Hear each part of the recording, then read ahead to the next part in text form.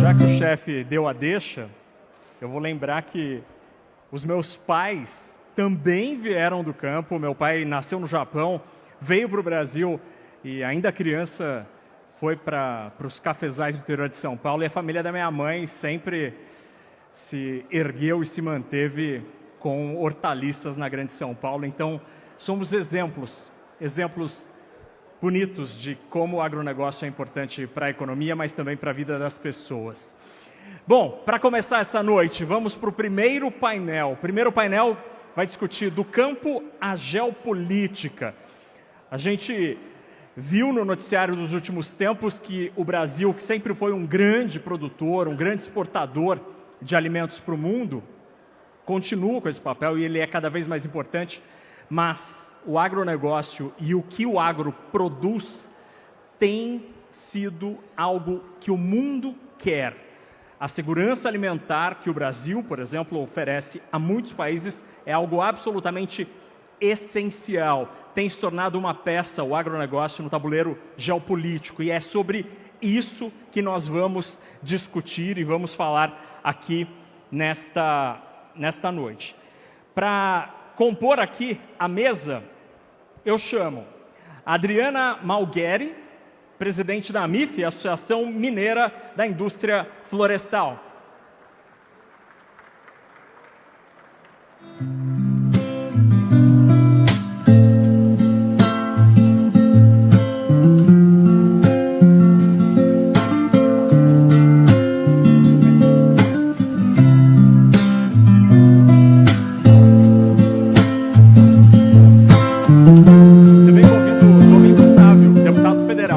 Gerais.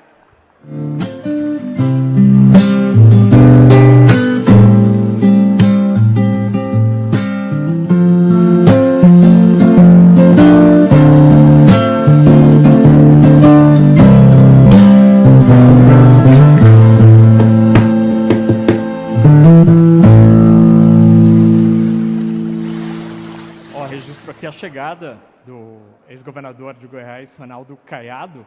E já que o ex-governador chegou, vai ter um trânsito aqui de estrelas aqui. Então convido ao palco o senador Flávio Bolsonaro para fazer parte deste painel.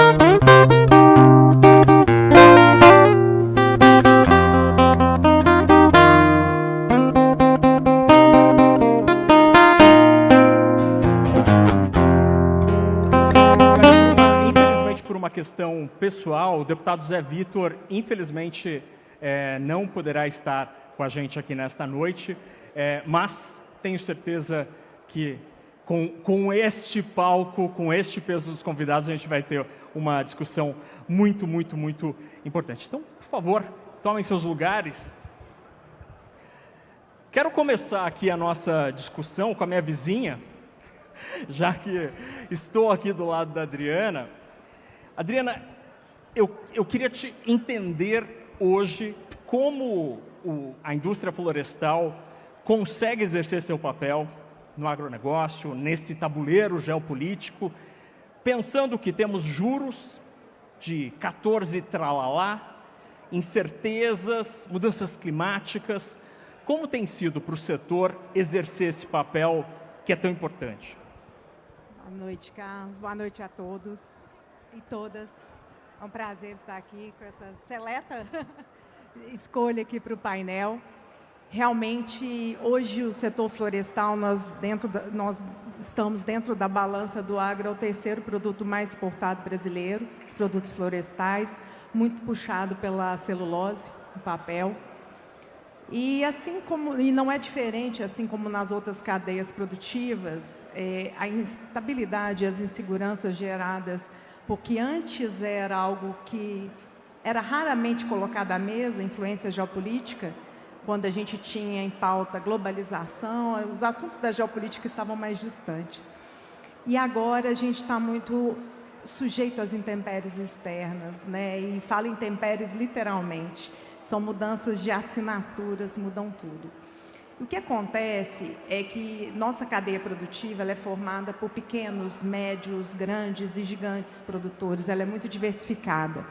Só que em Minas nós somos, por exemplo, a maior cultura agrícola de Minas Gerais, presente em 94% dos municípios de Minas. Traz uma oportunidade fantástica de aquecimento econômico para todas as regiões, diversificação econômica, inclusive. E aí a gente fica com essa sujeição às dificuldades encontradas pelo cenário macroeconômico, nos traz uma reflexão, Carlos, a falta de um planejamento de Estado para o agro brasileiro. O agro, na nossa opinião, ele tem que ser definido como um assunto de segurança nacional. É segurança alimentar, como você bem disse na introdução, e segurança energética. Por exemplo, nós somos produtores de madeira legal. Nós estamos aí na cadeia da transição energética de grandes indústrias. Muitas indústrias que antes utilizavam combustíveis fósseis estão migrando para a madeira, como fonte de energia para a transição energética. Não, biomassa, energia de biomassa, de floresta renovável. Então, você tem a floresta abastecendo indústria alimentícia, indústria cimentícia, siderurgia, produção de tecidos, tudo movido à madeira. E a transição energética puxando essa toada. E não é só o Brasil, o mundo abre os olhos, porque nós temos uma produtividade acima de qualquer outro país. Então, a gente tem tudo para dar certo. É como se, agora em época de Copa, é bom falar isso, você tem todo o melhor time, as melhores estrelas, mas as estrelas não se comunicam no time, na hora de fazer o gol, bate na trave, joga fora, e a gente não consegue, porque falta planejamento. Eu acho que o Brasil precisa de um governo, e não é só o presidente, é o Congresso, são as lideranças, é o setor produtivo, que olhe para o Brasil como um projeto de Estado, não um projeto de governo, um projeto político. E aí o agro entra nessa estrela. Por quê? Segurança alimentar e segurança energética, se não forem assuntos de segurança máxima, eu não desconheço outros tão fortes. E aí não adianta fazer programas isolados, como a gente está com essa questão geopolítica, com a crise dos fertilizantes. Mais de 80% dos fertilizantes consumidos no Brasil são de origem externa. A gente já teve várias oportunidades nas últimas décadas e a gente já transitou por 50% de produção, mas sempre carga tributária, juros altos, dificuldades socioambientais, todas vão dificultando a produção nacional e a gente recorre à importação. Chega nesse momento, aí a gente tem um Programa Nacional de Fertilizante, mas ele sozinho não vai resolver. Se ele não estiver dentro de um planejamento maior, né, de segurança, a gente não caminha. Então, é essa instabilidade. Você fica com a insegurança de tomar uma decisão que seja para ir ou para ficar. Os dois cenários trazem insegurança nesse momento para o agro. Sensacional. Isso mostra como temos os melhores jogadores, mas que não necessariamente estão azeitados na melhor equipe. Senador, já que o senhor, o que tem mandado lá, senador, como juntar esses talentos que às vezes batem cabeça e como, por exemplo, oferecer para quem está nos acompanhando aqui um juro menor e mais crédito, porque essa é uma grande reclamação hoje. Boa noite. Bom, boa noite a todos. Uma grande honra estar aqui com vocês. Vocês estão me ouvindo bem no fundo. Nakagawa, todos que estão aqui nesse painel conosco, eu quero dar boa noite a todos os produtores, todos os empreendedores que se encontram aqui hoje. Minas Gerais tem a tradição de o que acontece em Minas se reflete no Brasil inteiro no tocante ao resultado das eleições nacionais. Então, Minas Gerais tem uma grande responsabilidade nesse ano de ajudar o Brasil a se livrar do PT.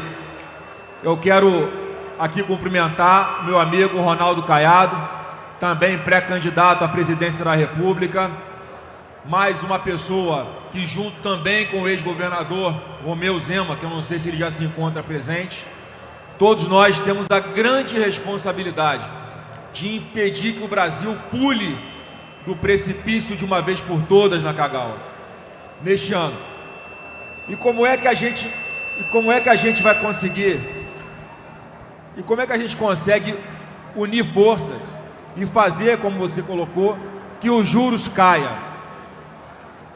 Hoje, o agro está endividado, são quase 2.000 pedidos de recuperação judicial.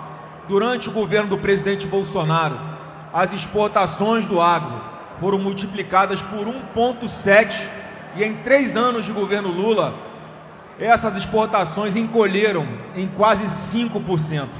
Então o agro respira por aparelhos, consegue manter uma pujança ainda apesar do atual governo, e a razão do endividamento é exatamente essa gastança desenfreada do governo Lula, alguém que a todo momento procura onde aumentar tributos, e aumentando tributos, criando novos tributos, aumentando novos tributos a cada 37 dias. Isso tem servido para aumentar ainda mais as despesas na Kagawa. É uma insanidade. A nossa carga tributária já ultrapassou 32% do PIB. A nossa dívida está indo para 10 trilhões de reais. O endividamento aí, dívida PIB, já passou dos 80%. É algo inimaginável. É uma bola de neve que só pode ser estancada, uma sangria, uma hemorragia que só pode ser estancada com o controle das contas públicas, com as despesas cabendo dentro do orçamento, o governo gastando apenas aquilo que arrecada. É tudo que não acontece hoje. Não à toa nós temos uma das maiores taxas de juros do mundo, e que é o índice de correção não só das dívidas do agro, mas das dívidas dos mais de 80 milhões de brasileiros que também estão endividados, que já estão aí mais uma vez presenciando, testemunhando o segundo desenrola em 3 anos. Um governo que enrolou as pessoas, que somadas as dívidas dos brasileiros chega a ser um montante de 500 bilhões de reais, e esse falso desenrola que está trazendo 4,5 bilhões de reais apenas para que as pessoas possam renegociar suas dívidas.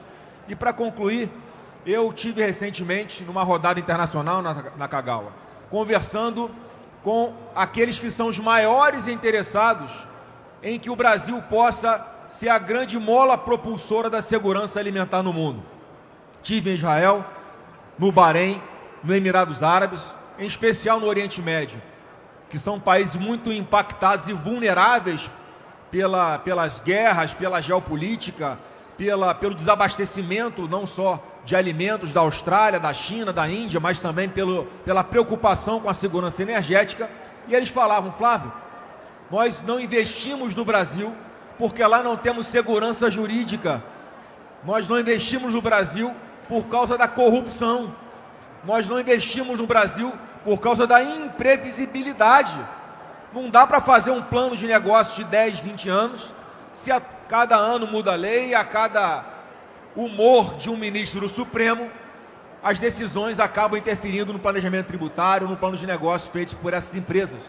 Eu falei: é muito simples. Vamos voltar a ter segurança jurídica, vamos fazer um Congresso Nacional aliado ao presidente da República, majoritariamente de centro-direita, com o quórum necessário para alterações constitucionais e para fazer com que as instituições voltem a respeitar a Constituição, voltem a atuar dentro dos seus limites, para que não tenhamos numa canetada monocrática, por exemplo, a Ferrogrão sendo inviabilizada de ser concluída, a questão aí de demarcações de reservas ambientais, reservas indígenas, os licenciamentos ambientais, que a todo momento também são impactados por essa insegurança jurídica. Então veja que não está difícil resolver. Com o Congresso majoritariamente de centro-direita, alinhado com o presidente da República de centro-direita, nós vamos conseguir dar essa previsibilidade com um presidente que esteja disposto a garantir também a previsibilidade no tocante aí ao subsídio para os pagamentos dos prêmios do seguro rural, em especial daqueles menores do Proagro, que também estão sendo impactados, já que o atual governo, em 25, contingenciou quase R$500 bilhão para que o seguro fosse garantido para as pessoas que estão aqui nos ouvindo agora, que empreendem e que alimentam não só o Brasil, mas o mundo.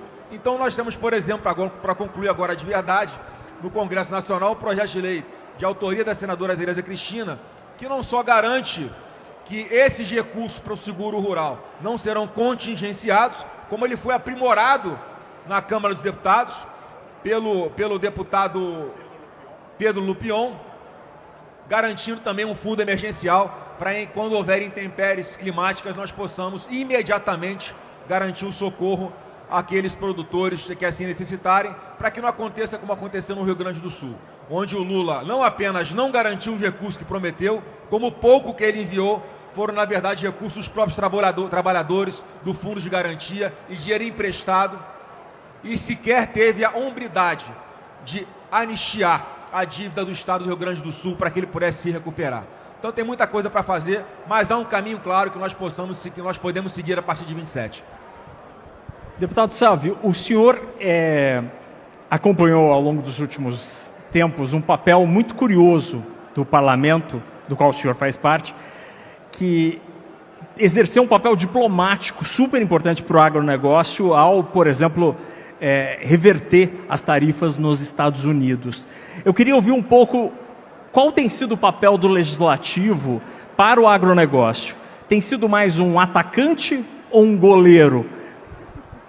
Olha, ótima pergunta, Nakagawa. Quero primeiro cumprimentar os meus colegas aqui, o meu amigo, secretário Tales, cumprimentar a Adriana, falar da alegria de estar ao lado de quem eu espero e torço para que seja o nosso próximo presidente, nosso pré-candidato a presidente, Flávio.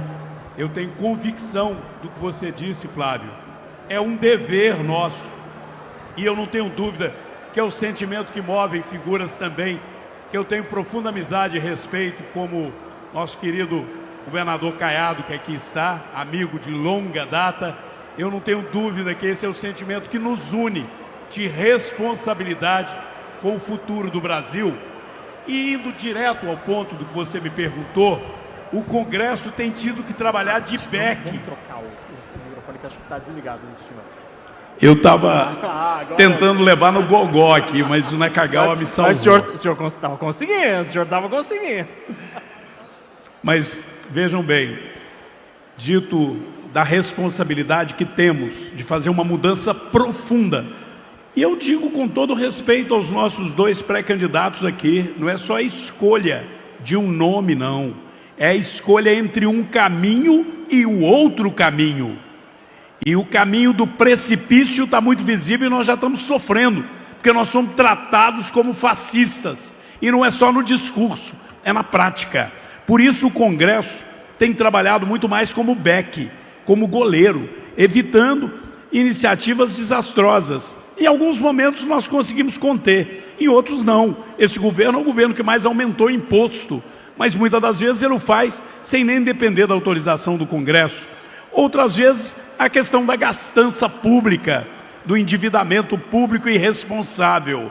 Agora, é bem verdade que o Congresso tem lutado e demonstrado ao governo os erros dele.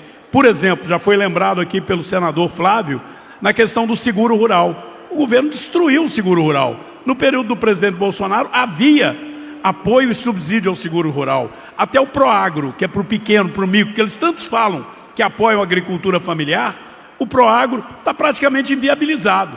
Cortaram no orçamento, acabaram com o Proagro. E qual a consequência? Aqueles que sofrem intempéries climáticas, aqueles que têm problemas graves, sem ter seguro, endividam-se. E o endividamento cresceu. Por outro lado, nós estamos lá lutando para aprovar um projeto que já aprovamos na Câmara e a base do governo travando no Senado para renegociar o endividamento que chega aí à casa de centenas de milhões de reais dos produtores. Mas eu vou citar um ponto cruel do atual governo e que o Congresso tem trabalhado de back mas não consegue marcar o gol, porque o governo joga contra o produtor. E aí eu estou em Minas Gerais, o estado que mais produz leite no Brasil. E aqui a gente luta no dia a dia e abastece Minas e boa parte do Brasil. A Camex provou, portanto uma instituição do governo provou que tem 60% de subsídio, ou melhor, de dumping, ou seja, o leite que chega do Uruguai e da Argentina chega abaixo do custo que ele é produzido lá. Foi provado. Isso pela Organização Mundial do Comércio, pelas normas internacionais, é o suficiente para o governo tomar medidas protetivas, proteger o produtor de leite. Mas o governo não quer proteger o produtor brasileiro. E o governo simplesmente ignora e inclusive anuncia que não vai tomar nenhuma medida protetiva. Então a gente tem um governo que trabalha contra o produtor e temos a FPA, a Frente Parlamentar, da qual eu sou membro desde o meu primeiro mandato, que luta de maneira permanente. Está aqui nosso presidente da FAENG, meu amigo Antônio Ené Salve, meu líder, que é testemunho disso. E eu quero dizer a vocês, da Itatiaia, da CNN, na pessoa do João Vitor, meu parceiro de longa data, a quem parabenizo. É preciso mostrar para o Brasil isso. A gente tem um governo que é contra o produtor rural. E nós estamos na hora de definir que caminho a gente quer seguir. O Congresso tem sido encurralado por esse governo. Tem sido atropelado por esse governo. Tivemos uma vitória. O governo prometeu que ia colocar as proteínas na cesta básica. O Lula chegou a receber a turma do frigorífico e dizer: eu quero que a carne esteja na cesta básica. O relatório do governo veio sem as proteínas, sem a carne, sem o leite, sem os queijos. Foi o PL, fomos nós que fizemos a emenda, fomos nós que destacamos e ali a gente derrotou o governo. Ali a gente marcou um golaço, porque a gente colocou as proteínas animais, de um modo geral, na cesta básica com isenção de imposto. A gente vai começar a sentir isso a partir do ano que vem na implantação da reforma tributária. Então o Congresso está lá para tentar defender, mas tem um monstro de um governo que é contra o produtor, então não está deixando a gente fazer gol nenhum. Muito bem, deputado. Secretário Tales, já aproveitando essa comparação futebolística aqui, pensando nas cadeias que existem no agronegócio mineiro, a gente tem, por exemplo, a indústria do leite, que é absolutamente gigantesca e que tem alguma capacidade de agregar valor, mas há outras cadeias em que essa capacidade de agregar valor é um pouco menor. Por exemplo, o café. Eu queria ouvir um pouco do senhor como tem sido, aí mudando um pouquinho de esporte, né? Fazer cesta de 3 pontos ou se é uma cesta de 1 ponto só para agregar valor. Como tem sido agregar valor ao que essa terra produz? Boa noite a todos. Agradecer a oportunidade de estar aqui com esse grupo seleto, nosso senador Flávio Bolsonaro, nosso deputado Domingos Sávio, Adriana e Naca, me permita chamá-lo assim. Por favor. Cumprimentar aqui nosso Antônio Pitangui de Salvo, nosso presidente da FAENG, em nome dele, todos os produtores rurais de Minas Gerais, esses que são os principais protagonistas de tudo que nós estamos fazendo aqui, e dizer que realmente é uma cesta de 3 pontos o café mineiro. Apesar de nesse momento estamos passando dificuldade no sul de Minas com chuva de granizo novamente, mas o café mineiro é um exemplo para o mundo. Ô Naca, para você ter ideia, nossos panelistas, vocês terem ideia, dos 19,9 bilhões que nós exportamos ano passado de café, do agro mineiro, que representa 43%, de tudo que Minas Gerais exportou veio do agro. 11,8 bilhões foi café, que representa 57%. Nós somos o maior produtor. Se fôssemos um país, seríamos o maior produtor de café. E o café, além dele ser uma commodity de um valor muito importante e a bebida mais consumida no mundo depois da água, não é a cerveja, não se enganem, o café tem uma questão muito importante em Minas, que 90% desse café produzido vem de pequenas propriedades, tem um valor social muito grande. E nós temos trabalhado muito com os cafés especiais, agregando valor ao café. Nosso governador Romeu Zema ainda não chegou, mas ele gosta de falar muito que o café a gente vai acontecer igual a gente faz com o vinho. Nós vamos ter café de todo preço, né? E de toda qualidade. Mas aqui em Minas Gerais nós temos a maior produção de café arábica do mundo. É o café de melhor qualidade, de melhor bebida.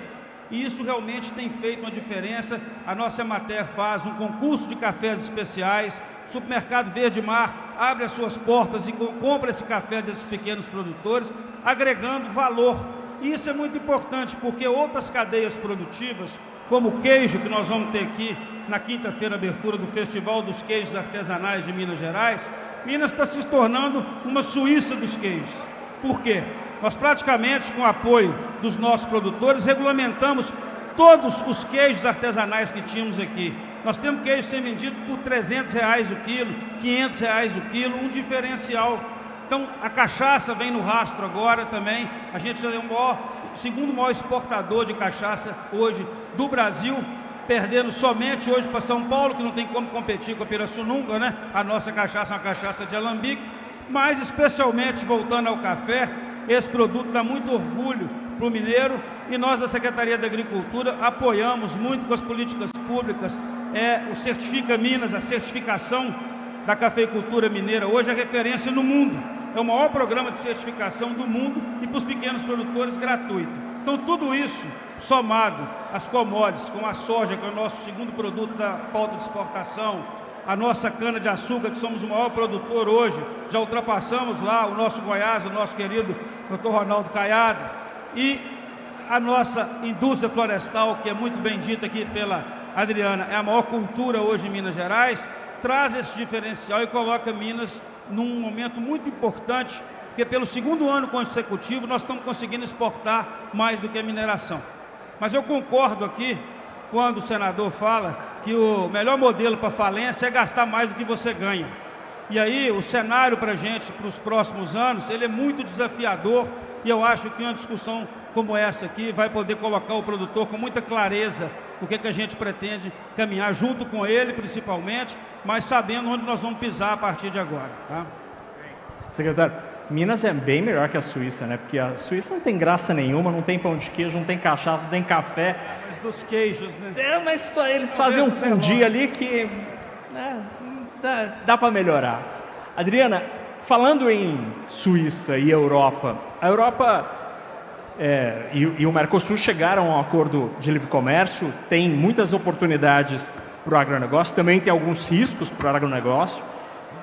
Mas eu queria te ouvir sobre um aspecto importante, sempre mencionado pelos europeus, que diz respeito à política ambiental, à rastreabilidade, à segurança de se comprar do Brasil e do Mercosul. A indústria florestal está preparada, está azeitada para esse novo momento em que os europeus vão ficar olhando com lupa sobre os produtos brasileiros? Obrigada.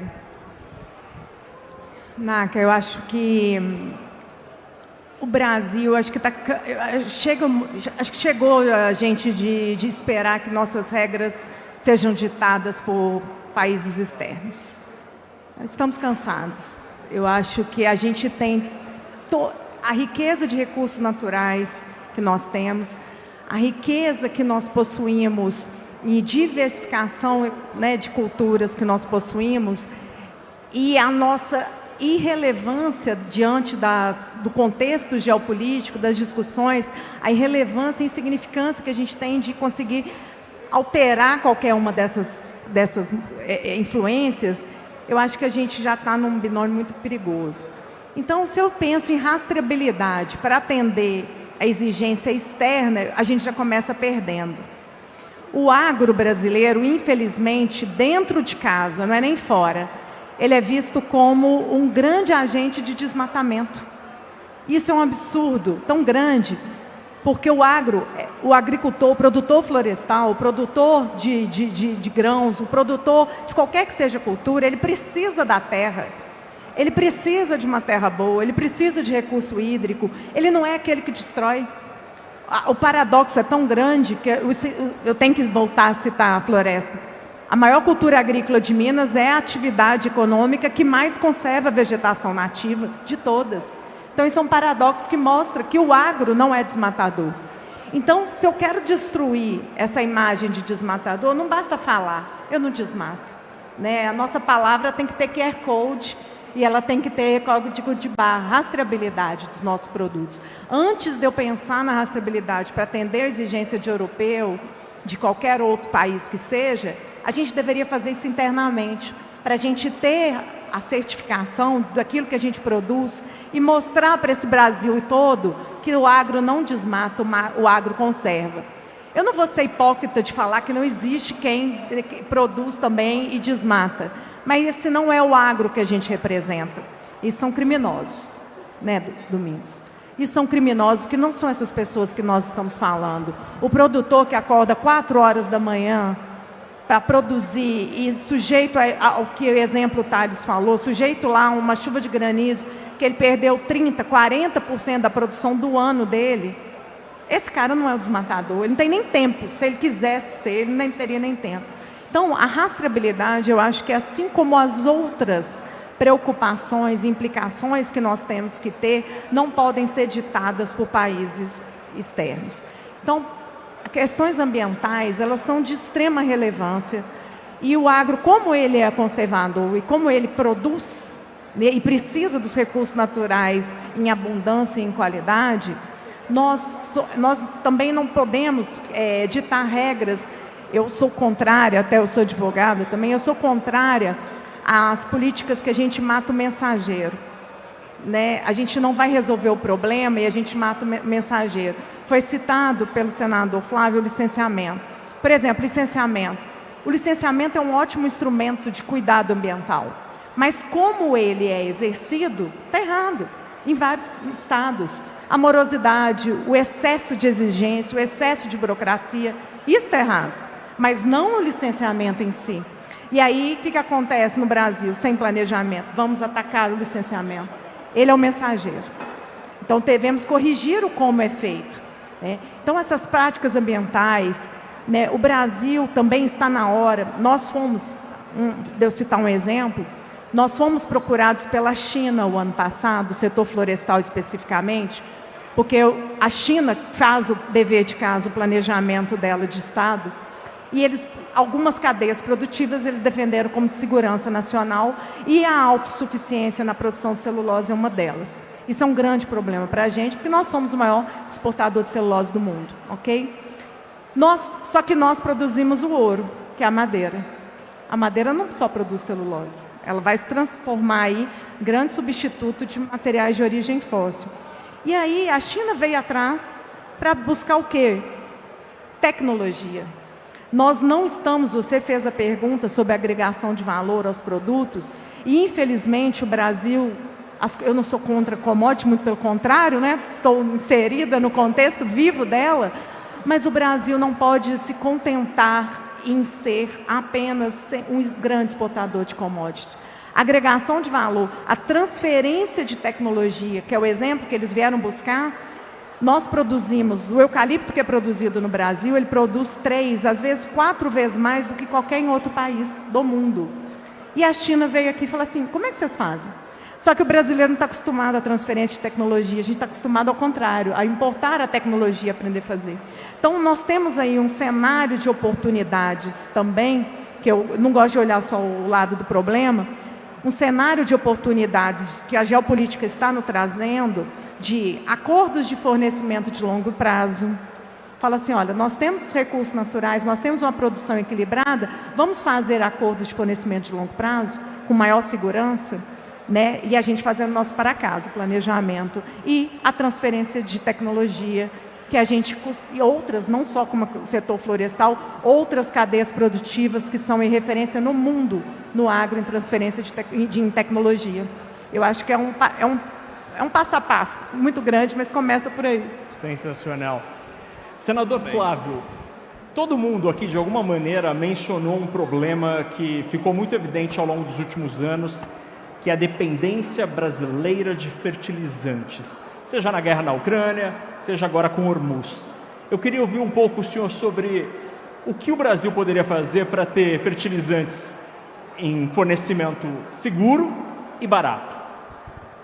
Bom, Nakagawa, o presidente Bolsonaro mais uma vez deu o exemplo. Nós criamos aqui um plano nacional de redução de fertilizantes do mundo, já que o Brasil hoje importa 80% dos fertilizantes, em especial da Rússia e da China, para que nós pudéssemos chegar até 2050 com metade da nossa dependência que temos hoje com relação aos fertilizantes. Eu acho que tem algumas frentes que nós podemos evoluir rapidamente. A questão que a gente barra, eu acho muito, é do licenciamento ambiental, mais uma vez. Grande parte dos nossos recursos naturais são matérias-primas de fertilizantes, estão em locais onde o licenciamento ambiental ele simplesmente não é autorizado, que haja a exploração desses recursos, né? Potássio, por exemplo. Eu pretendo, no nosso plano de governo, criar uma Secretaria Nacional que dê uma atenção especial para essa pauta, para a redução de burocracia, sempre com responsabilidade. Ninguém quer destruir o meio ambiente ou acabar com as cavidades, não é isso? Mas do jeito que as coisas estão hoje, há uma ideologização que acaba resultando numa grande burocratização nessa pauta, seja de mineração, seja do nosso agro, que precisa ser enfrentada, porque é possível garantir com responsabilidade, com pareceres técnicos, uma celeridade que não atrapalhe o desenvolvimento do nosso Brasil, e aonde houver um desgaste ao meio ambiente, hoje é mais do que viável você compensar isso em outras áreas. É preciso, na Cagal, que isso aconteça com investimento em tecnologia, e nós temos parceiros comerciais americanos, chineses ou até israelenses que podem fazer esse compartilhamento tecnológico, mas dentro do Brasil nós temos a tabela periódica inteira no subsolo, mas em função dessa visão míope e, mais uma vez, ideológica, em que, na verdade, não há uma proteção ao meio ambiente, há uma degradação do meio ambiente de forma ilegal, debaixo dos narizes das autoridades, e que não são combatidas. Então a nossa dependência de fertilizantes tem que ser reduzida. O presidente Bolsonaro, mais uma vez, logo antes, uma semana antes de começar a guerra entre Rússia e Ucrânia, foi pessoalmente até a Rússia, porque vislumbrando que essa alta dependência do agro brasileiro, dos fertilizantes que vêm da Rússia, foi pedir exatamente que houvesse a garantia da Rússia: olha, não parem de fornecer os fertilizantes para o Brasil, senão vai ser uma grande crise de fome no mundo inteiro, não apenas aqui dentro do Brasil. E foi uma reunião bem sucedida, garantimos durante a pandemia o fornecimento desses fertilizantes e evitamos uma grave crise alimentar em todo o mundo em função da coragem do presidente Bolsonaro. Então, tem que ter força de vontade, tem que ter coragem e atacar veementemente a redução dessa burocracia nos licenciamentos, seja na parte ambiental, né, do que está sob o solo, mas também do que está no subsolo, que é onde tem a matéria-prima para a produção de fertilizantes. E além, para concluir, hoje já existem outras fontes de outras produções de fertilizantes com outras matérias-primas que não são tão dependentes assim de recursos que estão fora do Brasil, e que é importante que o governo subsidie, acelere o desenvolvimento desse tipo de fertilizante para uma produção em larga escala, que também esteja à disposição do nosso agro para garantir o sustento na mesa de milhões de brasileiros e mais de 1 bilhão de pessoas no mundo. Não, bacana. E, senador, aproveitando que o senhor está aqui falando de economia, o senhor mencionou na outra resposta da necessidade de termos juros menores no Brasil e que como cortar gastos permitiria isso. Que tipos de ideia o senhor cogita em eventual governo? Por exemplo, se fala muito em acabar com a destinação obrigatória de saúde, educação, ou a vinculação do salário mínimo, o reajuste do salário mínimo, que essas iniciativas, os economistas dizem que gerariam um efeito no orçamento de tal forma a reduzir a taxa Selic. O senhor imagina medidas nessa natureza?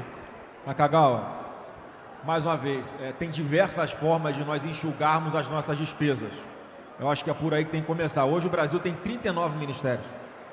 Eu tenho certeza que se o presidente da República fizer uma reunião com todos os seus ministros atuais, ele não vai saber o nome de todos. Não sabe nem o nome.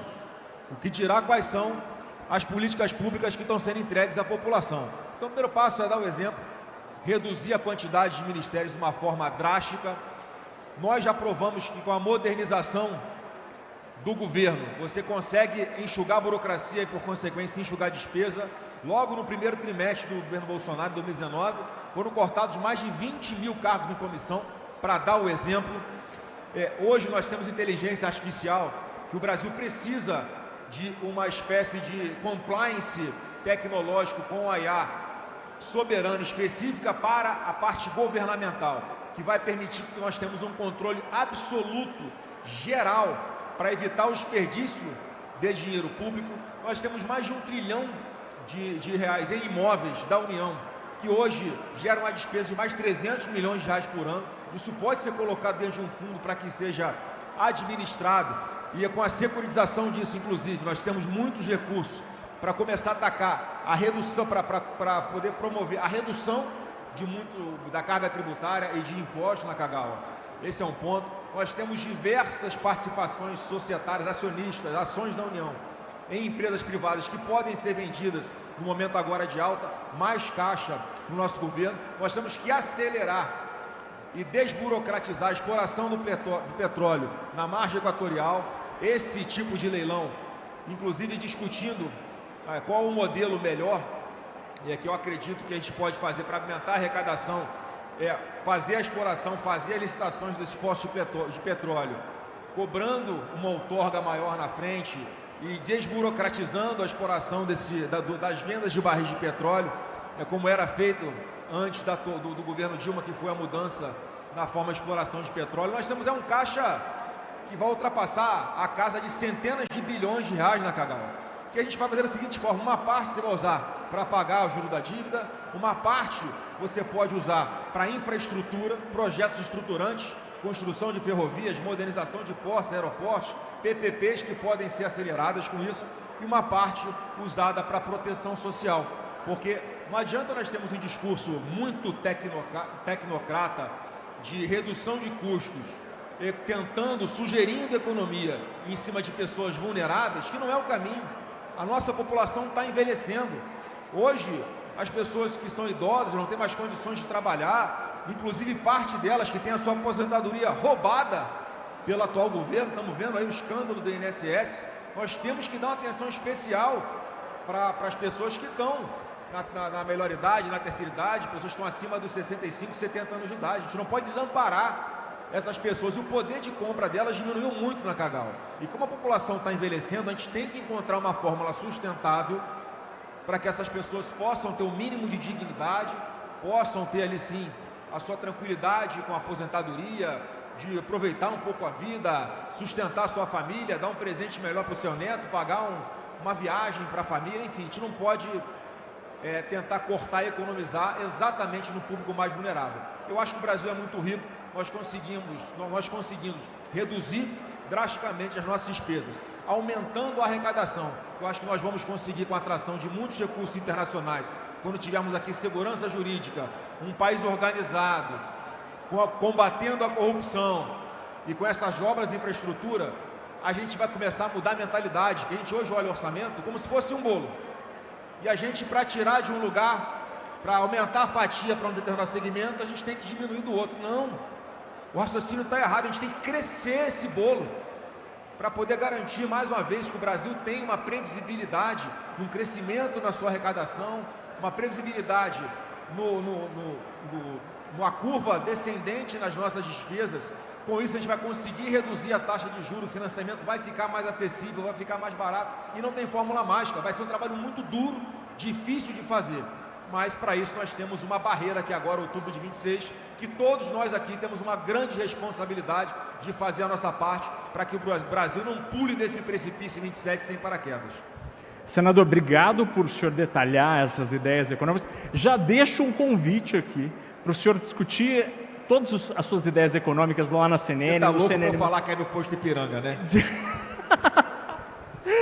A Faria Lima quer saber, senador. A Faria Lima quer saber as suas ideias econômicas, e deixo aqui um convite para a gente discutir muito respeitosamente suas ideias sobre a economia, porque há uma ansiedade sobre o que o senhor pensa de tudo isso.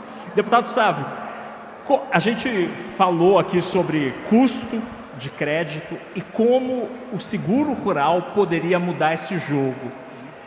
Que tipo de iniciativa do Legislativo poderia dar um empurrão nessa história? Porque com as mudanças climáticas, me parece que acionar o seguro rural vai, infelizmente, ser cada vez mais frequente. Mas como torná-lo mais barato, como é nos Estados Unidos, por exemplo? Olhe, Nakagawa, nós estamos num momento em que nós estamos bem adiantados em viabilizar isso. É só o governo que está aí parar de jogar contra o produtor. Eu não tenho dúvida que a gente pode conseguir aprovar, talvez, dentro do mês de junho, lá no Senado, porque eu não tenho dúvida, o senador Flávio vai estar nos ajudando, e a Tereza Cristina, que é a autora do projeto. O projeto da Tereza Cristina sobre seguro rural, ela tratava de garantir que o seguro não fosse contingenciado, que já é um passo muito importante e que o governo do PT não só vem reduzindo o orçamento para seguro rural, como vem contingenciando. Mas não ficou só nisso. Na Câmara, nós tratamos de criar um fundo garantidor, que tem inclusive parte de recursos do pré-sal, que possibilita, com este fundo garantidor, você ter um custo menor do prêmio e, portanto, você ter melhor condição para o produtor, ao tomar o empréstimo, ele optar por fazer o seguro, ser viável ele fazer o seguro. Então, isso está pronto agora no Senado e nós precisamos de aprová-lo lá, Flávio, de preferência agora em junho, porque ele saiu da Câmara, ele veio do Senado para a Câmara fez a modificação necessária e o Senado aprovando vai para a sanção presidencial. Esse é um passo decisivo. Com relação ao Proagro, que é o seguro para o pequeno produtor, aí é boa vontade política, porque enquanto esse governo aí, ele tem feito gastança e tem levado empresas estatais a uma condição absurda de prejuízo, basta lembrar, o Flávio fez aqui algumas demonstrações de como você pode, desburocratizando, tornar a máquina pública mais eficiente, enxugar a máquina pública, diminuir despesa. Mas e a incompetência e a roubalheira? Como é que fica? Eu estou falando de forma clara, incompetência e roubalheira, porque você tem um exemplo clássico ali, Correios, uma empresa estatal com um monopólio. Mudou alguma coisa de 22 para 23 quanto ao monopólio, quanto a ser uma empresa pública? Não, mas mudou a gestão. E uma empresa que dava lucro em 22, com o Bolsonaro, acumula aproximadamente 10 bilhões de prejuízo no governo Lula. É fruto de incompetência e ali ele joga o dinheiro fora. E aí ele corta o dinheiro do Proagro. Ele cortou o dinheiro do seguro para o pequeno agricultor. O pequeno agricultor da agricultura familiar, ele sempre que fazia lá o seu empréstimo rural, com uma pequena tarifa, com uma pequena alíquota, ele aderia ao seguro. Agora, o governo criou uma série de regras que impede ele de aderir ao seguro.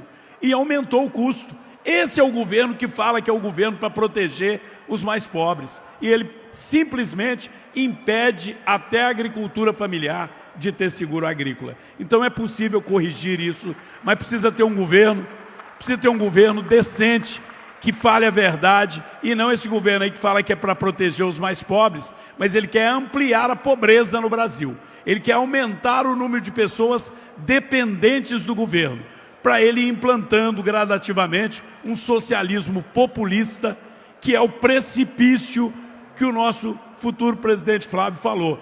A esperança que nós temos é do Brasil acordar e ver, olha, tem um precipício ali de socialismo populista.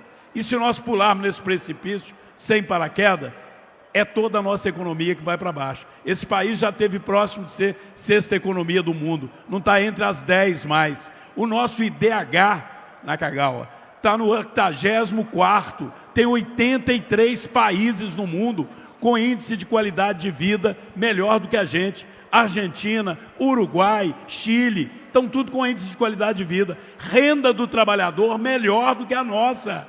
O trabalhador brasileiro não quer trabalhar menos, o trabalhador brasileiro quer ganhar mais. Mas o governo não quer que o trabalhador ganhe mais. O governo brasileiro quer apostar na dependência do governo. E aí, meu amigo, não há que aguente. Produtor rural não suporta isso mais. Por isso a rejeição ao atual governo hoje não está só entre o empresário rural. A agricultura familiar está sofrendo. O produtor de leite está sofrendo. A turma do hortifruti granjeiro está sofrendo. E o governo nos trata como fascista. nós não vamos suportar isso mais. Secretário Tales, infelizmente, nosso tempo está acabando, então a gente só temos mais 2 minutinhos aqui. Eu queria ouvir o senhor para tentar terminar esse painel com uma good vibe aqui, com um tom positivo. Apesar de tantos problemas que a gente enfrenta hoje no agronegócio, a agroindústria mineira tem apresentado dados e resultados muito consistentes, especialmente entre os pequenos e médios. Eu queria ouvir um pouco do senhor o que tem sido feito para, apesar desse cenário de tantas dificuldades, os pequenos e médios terem conseguido agregar valor e vender seus produtos com uma margem maior, com maior valor agregado. O primeiro passo é você fazer uma revisão nas legislações todas, sanitárias, fiscais, trabalhistas, ambientais, para poder desburocratizar e facilitar para o pequeno.